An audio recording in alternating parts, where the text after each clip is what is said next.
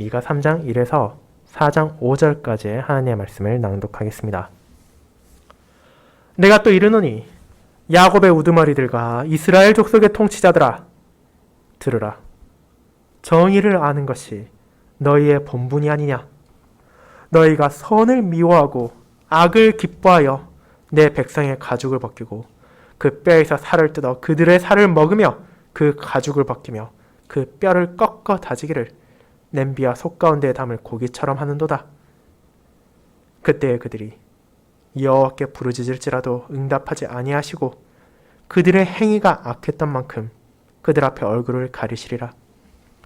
내 백성을 유혹하는 선지자들은 이에 물 것이 있으면 평강을 외치나 그 입에 무엇을 채워주지 아니하는 자에게는 전쟁을 준비하는도다. 이런 선지자에 대하여 여호와께서 이르시되 그러므로 너희가 밤을 만나리니 이상을 보지 못할 것이요 어둠을 만나리니 점치지 못하리라 하셨나니 이 선지자 위에는 해가 져서 낮이 캄캄할 것이라. 선견자가 부끄러워하며 술객이 수치를 당하여 다 입술을 가릴 것은 하나님의 응답하지 아니하심이거니와 오직 나는 여호와의 영으로 말미암아 능력과 정의와 용기로 충만하여져서 야곱의 허물과 이스라엘의 죄를 그들에게 보이리라. 야곱 족속의 우두머리들과 이스라엘 족속의 통치자들 곧 정의를 미워하고 정직한 것을 굽게 하는 자들아, 원하노니 이 말을 들을지어다. 시온을 피로 예루살렘을 죄악으로 건축하는도다. 그들의 우두머리들은 뇌물을 위하여 재판하며 그들의 제사장은 싹스를 위하여 교훈하며 그들의 선지자는 돈을 위하여 점을 치면서도 여호와를 의뢰하여 이르기를 여호와께서 우리 중에 계시지 아니하냐. 재앙이 우리에게 임하지 아니하리라 하는도다. 이러므로 너희로 말미암아 시온은 가로아픈 밭이 되고 예루살렘은 무더기가 되고 성전에 사는 수풀의 높은 곳이 되리라. 끝날에 이르러는 여호와의 전의 산이 산들의 꼭대기에 굳게 서며 작은 산들 위에 뛰어나고 민족들이 그리로 몰려갈 것이라. 곧 많은 이방 사람들이 가며 이르기를 오라, 우리가 여호와의 산에 올라가서 야곱의 하나님의 전에 이르자. 그가 그의 도를 가지고 우리에게 가르치실 것이니라. 우리가 그의 길로 행하리라 하리니 이는 율법이 시온에서부터 나올 것이요 여호와의 말씀이 예루살렘으로부터 나올 것임이라. 그가 많은 민족들 사이에 이를 심판하시며 먼 곳 강한 이방 사람을 판결하시리니 무리가 그 칼을 쳐서 보습을 만들고 창을 쳐서 낫을 만들 것이며 이 나라와 저 나라가 다시는 칼을 들고 서로 치지 아니하며 다시는 전쟁을 연습하지 아니하고 각 사람이 자기 포도나무 아래와 자기 무화과 나무의 아래에 앉을 것이라. 그들을 두렵게 할 자가 없으리니 이는 만군의 여호와의 입이 이같이 말씀하셨음이라. 만민이 각각 자기의 신의 이름을 의지하여 행하되 오직 우리는 우리 하나님 여호와의 이름을 의지하여 영원히 행하리로다. 아멘. 설교회는 시편 48편 3절 4절을 통해 여호와께서 회복하실 새 예루살렘과 새 땅이 얼마나 영광스러우며 그곳에서 주님께서 베푸신 은혜가 얼마나 클지를 찬송하도록 하겠습니다.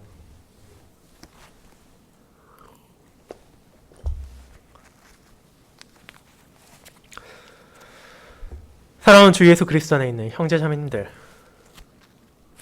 이 땅에서 어떤 지도자를 가지고 있는가는 이론의 여지 없이 그의 통치 아래에 놓일 모든 사람들에게 중대한 사항입니다. 비단 우리나라만이 아니라 많은 나라들에서 주민들을 대표하는 의원이나 나라를 대표하는 대통령을 선출하기 위한 투표일을 공휴일로 지정하면서까지 사람들의 참여를 독려하는 이유는 그것이 실제로 얼마나 중요한지를 잘 알고 있기 때문입니다. 우리는 무능력하거나 부패한 사람이 통치자가 되었을 때 다양한 문제가 생길 수 있음을 알고 있습니다. 작게는 한 지역의 유지가 편법과 위법을 계속 저지르면서도 처벌받지 않으며 분통을 터뜨릴 때도 있을 것이며, 더 나아가서는 지역을 대표하는 국회의원이나 시장이 비리에 휘말려 그 지방에 악영향을 주는 것을 경험하기도 합니다. 그리고 그들보다 더 큰 권력을 가진 대통령이나 총리가 온 나라의 여건을 고려하는 것이 아니라 그 자신의 개인적 이득과 영달만을 생각하고 처신한다면 그것은 수많은 국민들에게 악몽 같은 시간이 될지도 모릅니다. 그렇다면 한 명의 직분자가 그와 같은 거대한 악영향을 많은 사람들에게 끼칠 수 있다고 한다면 그 부패와 타락이 한 명에서 멈추는 것이 아니라 나라의 대부분의 지도자들이 그런 악에 빠져있는 타락하고 부패하며 불의한 상황이 찾아온다면 백성들에게 이는 얼마나 끔찍하고 두려운 현실이겠습니까?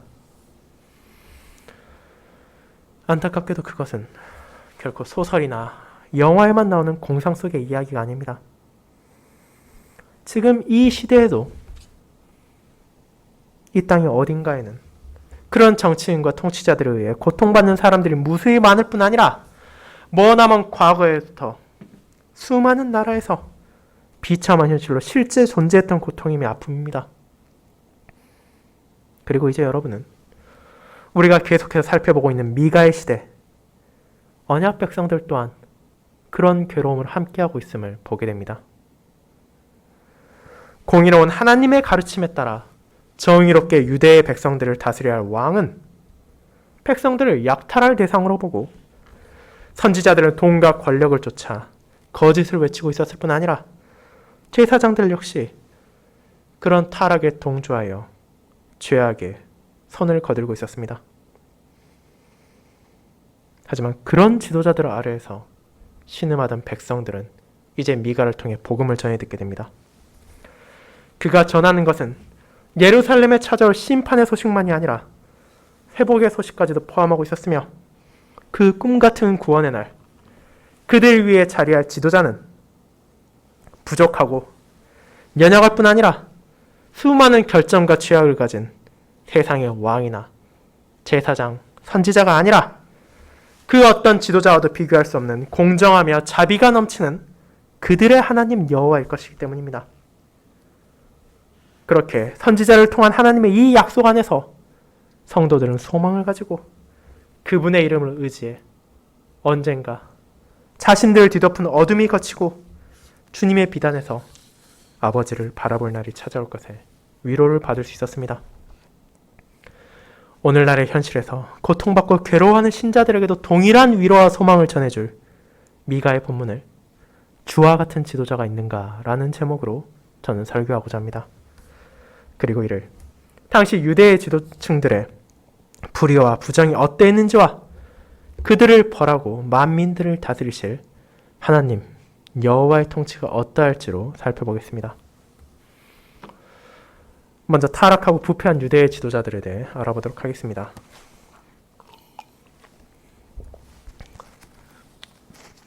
형제자매 여러분, 미가를 통해 우리가 전해 듣는 하나님의 말씀은 언약 백성이라 할지라도 교만에 빠지면 얼마나 큰 죄악을 저지를 수 있는지를 보여주는 두려운 진리였습니다. 이 시대에 교회를 다닌다는 이유만으로 자신들이 아무리 죄악을 범한다 하더라도 문제가 없을 것이라 생각하는 이들이 있는 것처럼 수천 년 전에 유다에서도 자신들이 제사를 드리고 다윗 왕과 후손이 왕으로 있기 때문에 그리고 성전이 예루살렘에 위치해 있어서 자신들에겐 어떤 화도 미치지 않을 것이라 생각하는 이들이 존재했습니다. 그들은 같은 뿌리를 가진 언약 백성인 이스라엘이 멸망당하는 것을 보면서도 나는 괜찮을 것이란 우월감을 가지고 있었으며 미가와 이사야를 포함한 여호와의 신실한 종들을 통해 끊임없이 선포되는 회개의 메시지를 거부하고 있었습니다. 그러면서도 밤낮을 가리지 않고 죄악을 꾸미며 약한 자들을 학대하고 그들이 가진 얼마 안 되는 소유를 빼앗아서 자신들의 재산을 늘리는데 여념이 없었습니다. 그렇지만 이방 나라인 니느웨조차도 요나를 통한 하나님의 경고를 듣고 회개하여 자신을 돌이켰을 정도인데 어떻게 언약 백성을 자처하는 이들이 선지자들이 계속해서 외치는 회개의 부름을 들으면서도 그 악에서 벗어나지 않을 수 있었습니까? 그 이유 중 하나는 그들에게 전해지는 말이 이런 참된 선지자의 말만이 아니었다는 데 있었습니다. 그들 주변에는 죄인들이 원하고 그들이 듣고자 하는 달콤한 말을 속삭이는 거짓 선지자들이 있었습니다. 오늘의 본문 역시 그들의 행태를 다루고 있지만 이런 거짓 선지자들은 진리를 말하고 하나님의 공의를 선언한 이들에게 너희가 거짓을 말하고 있다고 강변하며 하나님께서는 유다를 벌할 리가 없다. 하나님께서 언약 백성을 성급히 심판하실 리가 없다고 주장했습니다. 그렇게 미가를 포함한 참된 선지자들이 하나님의 말씀을 전하고 있다고 하는 것이 아니라 그저 저자들은 유대인을 향한 저주와 욕을 퍼붓고 있을 뿐이라고 외침으로 선지자들의 말이 그들의 거짓에 가려지게 했습니다. 이스라엘 백성들과 유다의 백성들은 그와 같은 두 종류의 선언이 자신들에게 동시에 주어지고 있음을 경험했습니다. 한쪽에서는 하나님의 공의와 자비를 동시에 선포하며 이제라도 회개해서 그분의 길로 돌아오라고 외치는 선지자들이 있었으며 다른 한쪽에서는 너희들의 삶엔 아무 문제도 없다고 그들의 삶을 긍정하며 그저 살던 대로 살아가고 즐기던 것을 즐겨도 아무 문제가 없을 것이라 말한 거짓 교사들이 있었습니다. 그런 두 종류의 선포를 앞에 두고 있는 언약 백성들은 어떤 길로 나아갔습니까? 그들에게 주어진 하나님의 말씀을 진정으로 묵상하고 그 말씀에 비추어 본다면 누가 진리를 말하고 누가 거짓을 말하는지가 너무나 자명해 보이지만 죄에 물든 언약 백성들은 자신들에게 포도주와 독주를 약속하는 거짓 선지자들을 받아들였습니다. 이후 하나님의 심판을 선고한 예레미야를 멀리하고 헛된 평안을 약속한 하나냐를 받아들임처럼 죄인들은 참된 선지자들을 받아들일 능력도 없을 뿐 아니라 받아들이려 하지도 않았습니다. 그렇게 그들은 자신들의 가려운 귀를 긁어주기 위해 말을 따라 세상의 풍조와 이방의 방식에 따라 우상을 섬기며 욕망에 이끌리는 삶을 계속해서 살아갔습니다. 그런 유대인들의 완악함을 알고 계시기에 여호와께서는 미가를 통해 심판을 선언하십니다. 이스라엘만이 아니라 이제 유다 역시도 멸망할 것이며 그들이 약자를 괴롭히며 늘려간 산업이 결국 패역한 자들에게 다시 빼앗길 뿐 아니라 하나님의 뜻을 거역한 자들은 회복될 나라에서도 분깃을 얻지 못할 것을 전하셨습니다. 예루살렘을 포함한 언약 백성들의 약속된 땅이 이제는 그곳에 거하던 유대인들과 이스라엘인들의 죄로 인해 더럽혀졌기에 더 이상 안식할 장소가 아니게 되었으며 그 땅에 기다리는 것은 그 모든 죄와 더러움을 깨끗이 씻어버릴 멸망과 심판일 뿐이었습니다.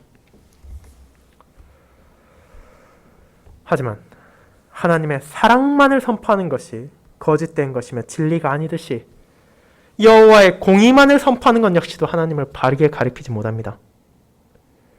그렇게 미가는 비록 유대인들이 자신을 박해하고 자신을 통해 선포된 주님의 진리를 거부했을지언정 그를 통해 전하시는 여호와의 말씀을 순수하게 선포했습니다. 그리고 그 말씀은 심판만이 아니라 회복과 구원까지도 담고 있습니다. 이스라엘에 찾아온 하나님의 손길은 유다와 예루살렘에도 미칠 것입니다. 그날 오면 분명 많은 이들이 애곡하며 자신들의 처지를 한탄하고 자신들의 어리석음과 죄악을 마침내 돌아보게 될 것입니다. 하지만 그 슬픔과 고통이 영원하지 않을 것임을 주님께서 약속하십니다. 언약에 신실하신 주님께서는 그들이 헛된 우상과 피조물을 의지하는 마음을 버리고 그분만을 신뢰하며 도움을 구할 때 이제 야곱의 무리들을 다시 모으실 것이며 이스라엘의 남은 자들을 모아 목초지의 양떼를 돌보는 것처럼 살피실 것입니다.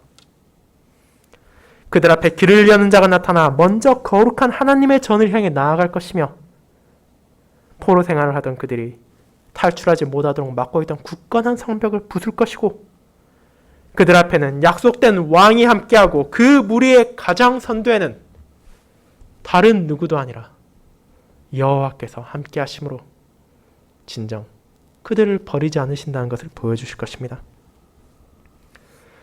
그렇기에 유대인들이 거부하고 외면했던 여호와의 진리는 그분의 공의로운 심판만이 아니라 그분의 사랑 가운데 드러날 회복까지도 약속되었기에 이를 접하는 신자는 멸망으로 인도하는 달콤한 거짓 선지자들의 교훈과 구원으로 인도하는 하나님의 참된 진리 가운데 무엇을 진정으로 따르고 받아들여야 하는지를 다시 한번 생각해 볼 수 있게 되었습니다.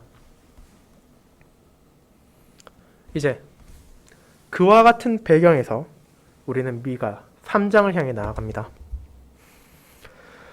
여기서 우리가 다시 살펴보게 되는 것은 유다의 직분자들의 전체적인 타락과 부패입니다.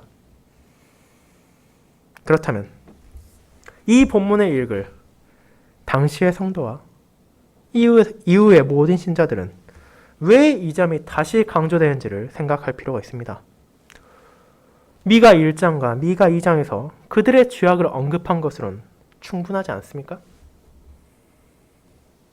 네. 그것은 여전히 충분하지 않았습니다. 앞선 미가의 본문들을 다시 살펴본다면 죄인들이 여전히 빠져나갈 구멍을 찾을 수 있음을 여러분은 깨닫게 될 것입니다. 1장은 물론이거니와 2장에서도 누가 죄인인지를 구체적으로 적시하지 않았기 때문입니다.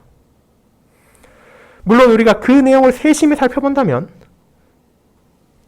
어떤 자들이 지금 유다에서 죄를 저지르고 있는지 분명 깨달을 수 있지만 죄인들의 본성은 그것을 피하려 할 것임을 우리는 알고 있습니다.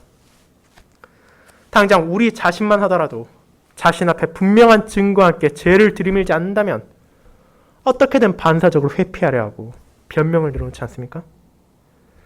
심지어 그 유명한 다윗 왕조차도 선지자 나단을 통해 하나님께서 그의 죄악을 꾸짖으실 때 자신의 죄를 들으면서도 그것을 저지른 자를 벌해야 한다고 분통을 터뜨렸을 뿐 스스로의 잘못이라고는 전혀 생각하지 않았습니다. 그렇게 유다의 권력자들과 지도자들은 미가의 말을 설령 들었을지언정 에이, 날 보고 하는 말은 아니겠지라는 태평한 생각에 빠질 수 있었습니다. 하지만 이어지는 오늘의 본문을 읽게 된다면 그들에게 더 이상 빠져나갈 구멍이 없다는 것을 알게 될 것입니다. 이 본문은 더욱 구체적으로 지금 누가 죄악을 저지르고 있는지를 선언하고 있기 때문입니다. 그 죄인들은 다른 누구도 아닌 하나님으로부터 거룩한 소명을 받은 직분자들인 왕과 선지자, 제사장들이었습니다. 서로 그 백성이 우상과 세상의 유혹에 빠질지언정 그들만큼은 여호와의 말씀 위에 굳게 서서 그런 어리석은 양떼들을 권면하고 돌이켜야 할 터인데 오히려 그와 정반대로 그들이 먼저 타락하고 그들이 먼저 부패해서 언약 백성들을 멸망으로 이끌고 있었던 것입니다. 그 중에서 가장 먼저 지적되는 것이 바로 왕들의 죄입니다. 1절의 시작에 나오는 야곱의 우두머리들은 직역하자면 야곱의 머리들이라는 뜻이고 이는 당시 일반적으로 법관, 재판관들을 가리키는 표현이었습니다. 오늘날과 다르게 이스라엘과 유다는 마을이나 도시에서 재판이 필요할 경우 그곳의 장로들이 주관했으며 그 가운데서 특별히 중요성 있는 재판의 경우 왕이 직접 나서서 판결을 내리기도 했습니다. 잠언 16장 10절이 하나님의 말씀이 왕의 입술에 있은즉 재판할 때 그의 일이 그르치지 아니하리라고 말하는 것은 왕 자신이 하나님의 뜻에 따라 나라의 모든 재판들이 바르고 공의롭게 이루어지도록 다스리고 감독할 책무가 있기 때문입니다. 그렇게 단순한 법관 한 명 한 명을 지칭하는 것을 넘어 모든 법관들 위에 있는 왕을 이스라엘 족속의 통치자들이라고 여호와께서 부르셨습니다. 그렇다면 언약 백성들이 가진 모든 법관들이 기억해야 하는 것은 무엇입니까? 그들은 재판에 나아갈 때 무엇을 마음에 담고 나가야 합니까? 그것은 바로 정의입니다. 그들은 정의를 알아야 합니다. 유대인들에게 있어서 정의란 세상의 두터운 법전을 말하는 것이 아니라 하나님의 뜻을 가리킵니다. 그리고 거기에 이어지는 아는 것, 안다라는 히브리어 동사는 단순히 머릿속에 무언가를 기억하는 것을 넘어 실제적으로 실천으로 이어지는 것과 관련되어 있습니다. 이 표현에 있어 무언가를 삶에 적용하지 않고 드러내지 않으면서 지식으로만 가지고 있는 것은 아는 것이 아닙니다. 그렇게 우리는 정의를 안다라는 표현이 법관들과 그들을 다스리는 왕에게 왜 주어졌는지를 기억하게 됩니다. 그들은 단순히 하나님께서 주신 율법을 머릿속에 담는 것을 넘어 그분의 뜻에 따라 판결이 바르게 이루어지도록 해야 하며 이를 통해 그분의 정의가 이 땅에서 드러나도록 해야 하기 때문입니다. 그러나 본문에서 이어지는 그들의 실제 생활은 너무도 실망스럽습니다. 그들이 어떻게 백성을 다스렸습니까? 억울함을 호소하며 하나님의 공의를 구하며 도움을 외치고 법정으로 나온 약자들이 마주한 것은 그들을 돌보아줄 정의로운 법관이 아니라 그들을 잡아먹을 궁리를 하는 늑대와 같은 왕이었습니다. 미가는 그들을 어떻게 정의합니까? 그들이 받은 소명과 달리 선을 미워하고 악을 기뻐한다고 요약합니다. 법관들은 하나님의 정의를 알기는커녕 오히려 그것을 증오했으며 자신들의 욕망에 따라 악을 사랑했습니다. 그리고 그런 장로들 위해서 악을 제지하고 선을 권장해야 할 왕들까지도 그런 법관들을 바르게 인도하기는커녕 함께 그 죄악에 빠져 있었음을 언약 백성들은 자신들의 삶 가운데 수없이 경험하게 되었습니다.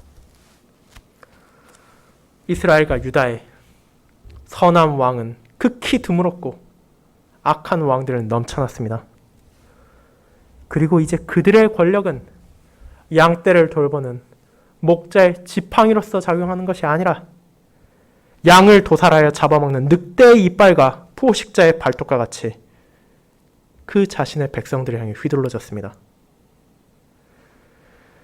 선지자를 통해 주님께서는 이스라엘의 목자로 보내진 왕들과 그들의 밑에서 백성들을 돌봐야 할 장로들이 본분을 망각하고 오히려 짐승이 양을 잡아먹는 것처럼 그들을 도살하고 약탈했음을 선포합니다.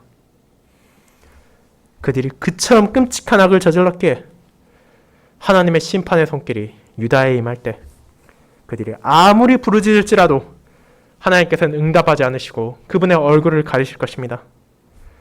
우리가 매주일 듣는 것처럼 하나님의 얼굴이 언약 백성들에 비추어진다는 것은 그분의 은혜와 자비를 베푸신다는 것을 의미하기에 이제 불순종하고 배역한 왕들과 그들의 밑에서 악을 사랑한 장로들은 주님의 분노를 마주하며 그제 와서 아무리 주의 자비를 구한들 어떤 소용도 없을 것임을 깨닫게 될 것입니다.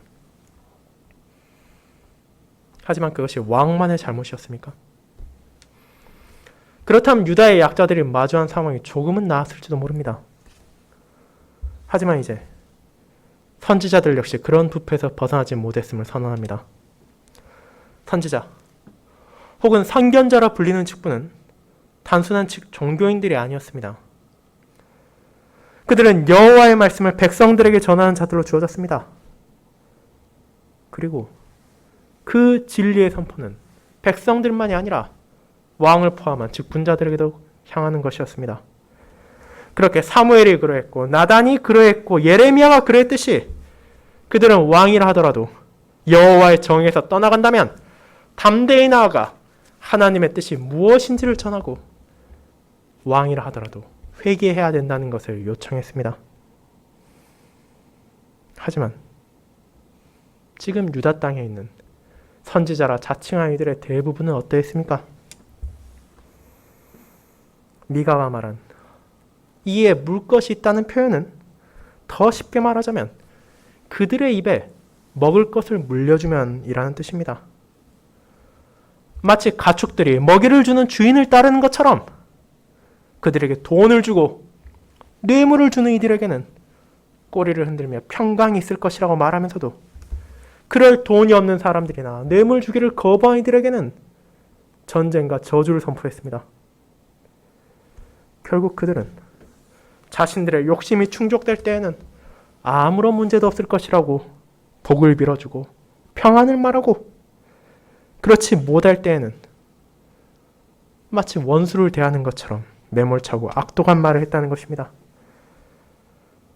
그렇게 미가를 통해 여호와께서는 그들을 신실한 자신의 종이라고 말하는 것이 아니라 너희는 그저 백성을 유혹하는 자들에 불과하다고 말하는 것입니다. 그러나 악한 왕들이 심판받을 것처럼 부패한 선지자 역시 여호와의 책망을 피하지 못할 것입니다. 그들은 자신들이 구하는 환상이나 이상이 아니라 흑암을 만나 아무것도 보지 못할 것이며, 주께서 금지하신 점을 치면서 돈을 구하는 이들은 그것조차 할 수 없는 날이 찾아올 것을 알게 될 것입니다. 해가 지고 낮이 캄캄하게 되는 것처럼 아무도 그들을 상대하지 않고 수치와 부끄러움을 당할 것입니다. 하지만 자신들의 욕망에 따라 복과 저주를 남발하던 거짓된 선지자와 달리 오직 하나님의 순수한 말씀을 전하는 미가는 이제 그들의 허물과 죄를 선포합니다. 그리고 그 모든 것을 담대하게 할 수 있는 유일한 이유는 미가 자신이 훌륭하고 뛰어나서가 아니라 오직 여호와의 영이신 성령 하나님의 역사하심을 통해 정의와 용기를 충만하게 하시기에 자신을 향한 비난의 시선을 이겨내고 끊임없는 모욕과 조롱을 인내하면서도 자신의 영광이나 명예를 위한 것이 아니라 오직 여호와의 영광을 위하여 유다의 직분자들이 잊은 하나님의 정의를 보이는 것입니다. 그와 같이 주님의 정의를 비추어 보았을 때 유다는 심판을 결코 피하지 못할 것입니다. 그리고 그런 유다의 심판에는 왕과 선지자들만이 아니라 이제 남은 직분자인 제사장들의 책임 또한 존재합니다. 왕과 선지자들만큼 제사장들의 죄악이 직접적으로 열거되지 않는 이유는 그들이 선지자와 동일하여 부패하게 살아가기 때문입니다. 하나님께서 주신 소명과 그분께서 주신 은사를 자신들의 이익을 얻는 데 사용했으며 백성들 앞에서 순수한 진리를 말하는 것이 아니라 욕망에 사로잡혀 순수함이 전혀 없이 마치 용병이 돈을 내고 자신들을 고용한 이들을 위해 싸우는 것처럼 그저 그들에게 싹스를 주는 왕과 권력자들에게 영합해서 그들을 위하여 왜곡된 교훈을 전했습니다. 그런 제사장들은 부패한 선지자들과 손을 잡고 마치 자신들이야말로 여호와를 의지하며 진리를 전하는 것처럼 가장하며 하나님의 심판이 임박하고 있음에도 불구하고 재앙은 우리에게 임하지 않을 것이라 말하므로 그들의 죄악과 어리석음을 만천하에 드러냈습니다. 결국 그 모든 직분자들이 정의를 미워하고 정직한 것을 굽게 깨 거룩한 시온을 피로 예루살렘을 죄악으로 건축했다고 주님께서는 말하십니다. 그리고 이제 그런 유다에 찾아올 것은 하나님의 공의입니다.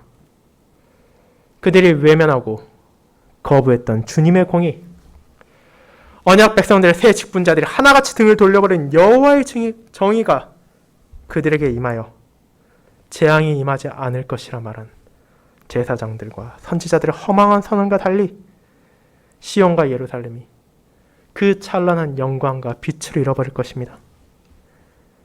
그리고 그 심판에는 유다의 백성들의 죄악 역시 당연히 포함되어 있으나 거룩한 소명을 내팽개친 직분자들의 타락과 부패가 주된 원인임을 미가는 숨기지 않고 전함으로써 목자의 소명을 망각한 이들이 얼마나 큰 죄악을 저지르는 것인지를 알리는 것입니다. 사랑하는 형제자매 여러분, 이런 직분자들의 타락이 그저 남의 일인 것처럼만 느껴지십니까?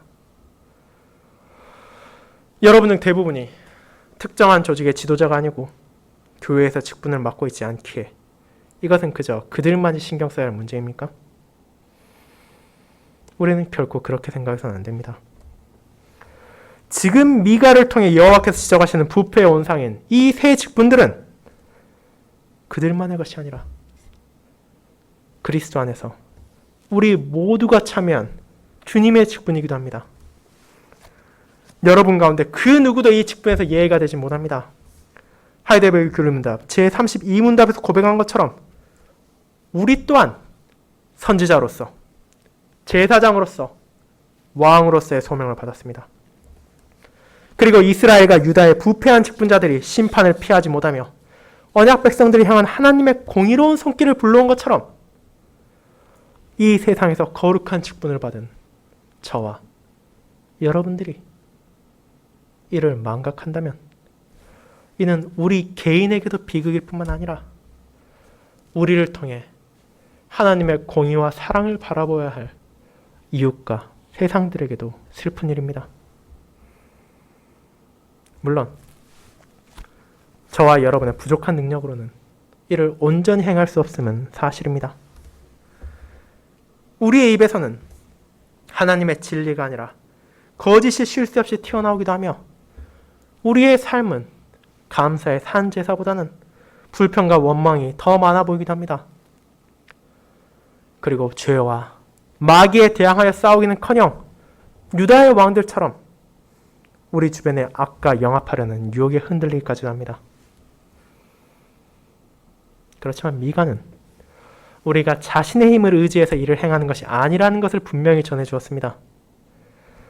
참된 선지자들이 그러했듯이 우리가 부패하거나 타락하지 않고 거룩한 소명을 행할 수 있는 능력과 용기, 정의를 얻게 되는 것은 우리 안에서 역사하시는 성령 하나님의 은혜입니다. 그렇게 자신을 겸손히 내려놓고 그분의 은혜를 구하며 부족한 우리를 통해서도 정의를 잊은 세상에 여호와의 공의를 드러내고 사랑을 버린 자들에게 그분의 자비를 나타내도록 합시다. 그것이 바로 우리에게 주어진 직분에 따라 살아가는 유일한 방법이기 때문입니다. 이제 두 번째로 공의와 자비로 통치하실 우리 하나님 여호와에 대해 알아보겠습니다. 성도 여러분, 그와 같이 유다의 직분자들이 죄악을 탐닉하고 심판을 자초했지만 이제 그들 아래에서 신음하던 언약 백성들은 그런 부패한 지도자들과 완전히 다른 온전히 직분을 수행하는 분을 만나게 될 것입니다.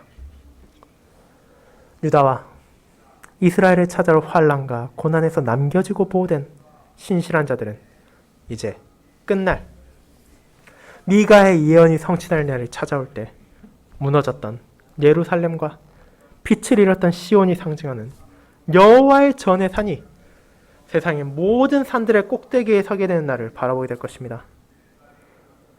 폐허가 되었던 도시가 가장 높은 자리에 서게 될 것이며 광야와 같이 무너졌던 성소가 산이 되어 굳게 서고 죄로 물들었던 나라가 회복되어 여호와의 율법과 그분의 말씀이 선포될 것입니다. 더 이상 거짓 선지자와 부패한 제사장들의 입맛에 맞춘 왜곡된 교훈이 아니라 시온과 예루살렘에서 온전하고 순수한 그분의 가르침이 온 세계를 향해 뻗어나갈 것입니다. 그리고 모든 민족들은 어느 곳에서나 바라볼 수 있도록 찬란히 빛나는 그분의 거처를 향해 몰려올 것입니다. 그들은 이제 헛된 우상이 아니라 유일하신 하나님, 전능하신 여호와 앞에 기뻐하며 나아올 것이기 때문입니다. 유다와 이스라엘로 한정되었던 언약 백성을 넘어 이제 만방의 민족들이 주님을 찾아온 이유는 무엇입니까? 이는 바로 그분을 통해 진리가 전해질 뿐 아니라 결코 타락하지도 않으며 부패하지도 않는 지도자의 공의로우며 자비로운 통치가 드러날 것이기 때문입니다. 이제 그 나라에 나타나는 것은 악을 기뻐하는 왕들도 아니며 돈을 바치는 선지자들도 아니며 자신의 이득에 따라 거짓을 가리키는 제사장들도 아닙니다. 그 모든 직분자들을 가리키는 참된 목자, 자신의 양떼를 먹잇감으로 생각하는 늑대가 아니라 그들에게 필요한 모든 것을 기꺼이 베푸시는 선한 목자의 통치가 온전히 밝혀지게 됩니다. 이제 그분 앞에서 더 이상 억울한 약자는 존재하지 않게 됩니다. 그 어떤 왕이나 재판관보다도 지혜로우신 여호와께서는 민족들 사이에 이를 심판하실 것입니다. 이 심판이란 표현은 재판만이 아니라 동시에 통치와 다스림의 의미를 내포하고 있기에 이는 결국 주님 아래 만국이 복종하며 당시 언약 백성들에게 아무리 강력해 보였던 이방 나라를 하더라도 그분 앞에 무릎을 꿇게 될 것이란 것입니다. 하지만 그런 공의로운 심판자이자 왕이신 여호와께서 가져오는 것은 무엇입니까? 그것은 전쟁과 약탈이 아니라 진정한 평화입니다. 서로를 죽이고 해하기 위해 했던 무기들은 농사를 위한 보습과 낫으로 만들어지고 그분의 통치가 온전히 임할 때 세상의 그 어떤 나라도 다시는 전쟁을 일으키지 않을 것이기에 그것의 의미가 사라져 연습할 필요까지도 없어진다는 것입니다. 동시에 그날 주님을 섬기는 모든 성도들은 함께 하나님의 축복을 누리며 육체와 영혼에 일용할 양식들을 충분히 얻게 될 것입니다. 각각 자기의 포도나무와 무화과나무를 가지게 될 것이며 더 이상 힘이 있고 강인한 자들에게 자신의 분깃을 빼앗길까 걱정도 하지 않게 되며 참된 평강을 누리게 될 것입니다.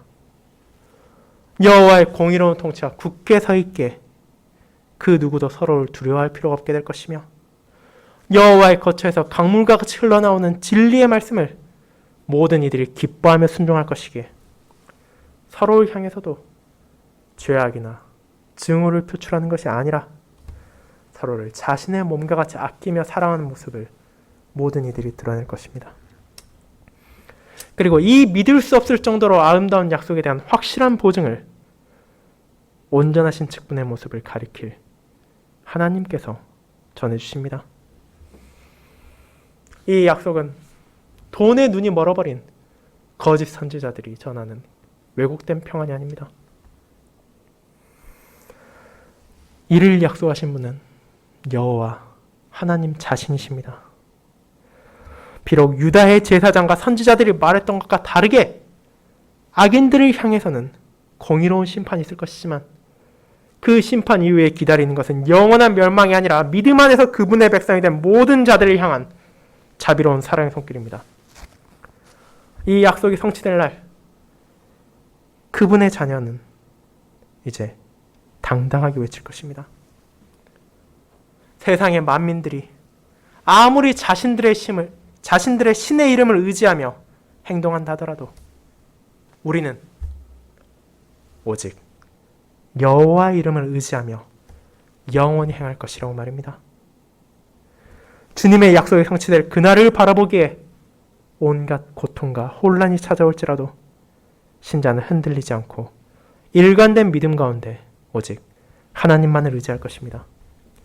그리고 그 결과는 공허한 우상을 붙잡고 매달린 결과 영원한 심판을 맞이할 이들과 달리 하나님의 공의로우며 사랑이 넘친 통치 아래 선포될 평강과 영광이기에 우리가 향하는 그 길은 결코 허망하지도 않으며 우리를 실망시키지도 않을 것입니다. 이와 같은 여호와의 약속의 성취될 날의 아름다움을 이사야 역시 예언했습니다. 미가가 하나님의 말씀이 정직한 자에게 유익하다고 말한 것처럼 정의를 지키며 의를 행하는 이들은 그분의 구원과 공의를 바라보게 될 것입니다. 민족들과 이방 나라가 주님께 나아온다고 말한 미가와 같이 이제 믿음 안에서 이방인들까지도 그분의 통치를 받게 될 것입니다. 그리고 이는 세상에 그 어디에서도 구할 수 없는 충만한 은혜와 축복으로 나타납니다. 비록 아이를 만들 수 없는 고자라 할지라도 영원한 이름을 받아 끊어지지 않게 될 것이며 그분의 성산으로 인도함을 받아 그분께 기도로 나아가는 특권을 누리게 될 것입니다. 그리고 그 모든 은혜는 결국 그들에게 진리를 전하시고 인도하신 하나님의 은혜로 인한 것이기에 이사야와 미가가 공통적으로 전하는 것은 그분의 나라에 인도될 자들에게 주어질 소명이 있으나 이 또한 하나님의 은혜로만 가능한 것이며 온 세상에서 주께서 모으신 자들은 이제 어떤 직분자와도 비교할 수 없는 하나님의 공의와 자비를 온전하게 경험하며 기뻐하게 될 것이란 것입니다. 이와 같이 놀라운 약속들이 우리 주 예수 그리스도 안에 성취되었음을 우리는 고백합니다. 구약의 모든 직분자들 그림자로서 가리키던 그분께서는 대선지자로서 아버지의 뜻을 온전히 계시하셨고 유일하신 대제사장으로서 우리를 구속하셨으며 지금 이 순간에도 영원한 왕으로서 우리를 돌보고 계십니다. 그리고 이 모든 것들을 과거에서부터 시작하여 현재를 지나 영원까지 계속할 것이기에 우리는 부패한 지도자가 아니라 그분 안에서 온전한 직분자를 이미 가지고 있을 뿐 아니라 그분께서 다시 이 땅에 오시는 날 만국과 온 백성이 이 통치를 영원히 경험하게 될 것임을 고백합니다. 사랑하는 성도 여러분, 저와 여러분들이 하나님의 은혜를 구하며 주어진 직분을 신실히 수행하고자 끊임없이 노력한다 하더라도 우리는 분명한 한계를 마주하게 될 것입니다. 우리는 여전히 연약하며 하나님의 공의와 사랑이 우리를 통해 온전히 드러나지 못함에 슬퍼하게 될지도 모릅니다. 그러나 좌절하지 마십시오. 포기하지 마십시오. 우리의 부족한 가운데서도 자신을 나타내신 하나님의 온전하심이 그분의 약속이 성취될 때 온 세상에 드러날 것입니다. 그날 그분의 모든 자녀들을 기뻐하며 고백할 것입니다. 주와 같은 지도자는, 주와 같은 직분자는 그 어디에도 없다고 말입니다. 그분만큼 온전히 공의로우시며 그분만큼 완전한 사랑을 베푸시는 분은 존재하지도 않으며 그런 하나님을 바로 우리의 하나님이라고 고백하며 영원한 평강을 누릴 것입니다. 그리스도 안에서 이 진리를 알게 되었기에 저와 여러분 역시 미가가 전하고 모든 신자들이 함께할 고백을 나눌 수 있습니다. 우리는 우리 하나님 여호와의 이름을 의지하여 영원히 행하리로다. 그리고 이 분명한 진리의 고백에 따라 여러분이 이번 한 주로부터 시작하여 여러분의 삶의 여정의 모든 순간에서 영원히 그분을 의지하며 그분의 정의와 사랑을 알아 그것을 따라 살아가시길 바랍니다. 아멘.